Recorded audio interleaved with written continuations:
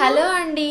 మీకు కూడా doctors baby wait తక్కువగా ఉందని చెప్పారా? నేను పుట్టిన తర్వాత గురించి మాట్లాడట్లేదు. పుట్టక ముందు మనకి ఫిఫ్త్ మంత్‌లోనో, సెవెంత్ మంత్‌లో గ్రోత్ స్కాన్ తీస్తారు కదా!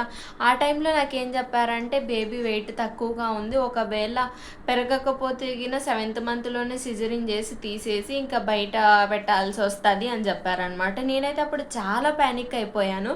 సో, వాళ్ళు ఏమిటంటే మామూలుగానే మనకి ప్రోటీన్ పౌడర్ ఇస్తారు. మనము చాలా మటుకు నాలాగే ఎవరైనా స్కిప్ చేసేస్తుంటారేమో. నేను కూడా అట్లే స్కిప్ చేసేసేదాన్ని. సో అప్పుడు వాళ్ళు ప్రోటీన్ పౌడర్ ఇచ్చారు, అలాగే కొన్ని విటమిన్స్ యాసిడ్స్ ఇస్తారు. దాంతోపాటు ఫుడ్ బాగా తీసుకోమని చెప్పారు. నేనేం చేశాను తెలుసా, బీభత్సంగా రోజు చికెన్ తినేదాన్ని. డైలీ డెలివరీ అయ్యేంత వరకు డైలీ చికెన్, లేకపోతే 2 బాయిల్డ్ ఎగ్స్ తినేదాన్ని. ఇంకా పెద్ద గ్లాస్, ఇంత పెద్ద గ్లాస్ పాలకు ప్రోటీన్ పౌడర్ పొద్దున సాయంత్రం ఖచ్చితంగా తాగేదాన్ని అండి. గెస్ వాట్, 15 డేస్ తర్వాత నా బేబీ వెయిట్ పెరిగింది. మీరు ఇదే మెయింటైన్ చేస్తుంటే కన్నా బయటికి తీయాల్సిన అవసరం లేదని చెప్పారు. నేనైతే చాలా హ్యాపీ అనమాట.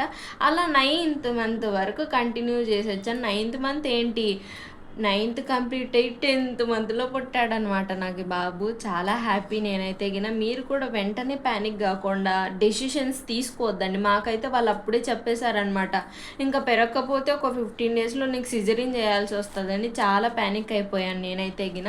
సో అలాంటివి ఏం కాకుండా మంచిగా లావ్ అవుతామేమో అవన్నీ పట్టించుకోవద్దండి.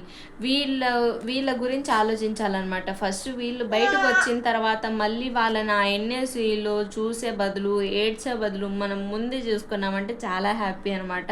సో మీరందరూ కూడా ట్రై చేయండి. అస్సలు టెన్షన్ పడకండి అమ్మలు, అంతా మంచిగా జరుగుతుంది. మీ బేబీ మీకు హ్యాపీగా లడ్డు లడ్డు లాగా పుట్టేస్తాడనమాట, మా లడ్డులాగా. చూడండి ఎట్లా చూస్తున్నాడు. ఓకేనా? ఇంకా ఏమైనా డౌట్స్ ఉంటే అడగండి. ఓకేనా? Bye bye.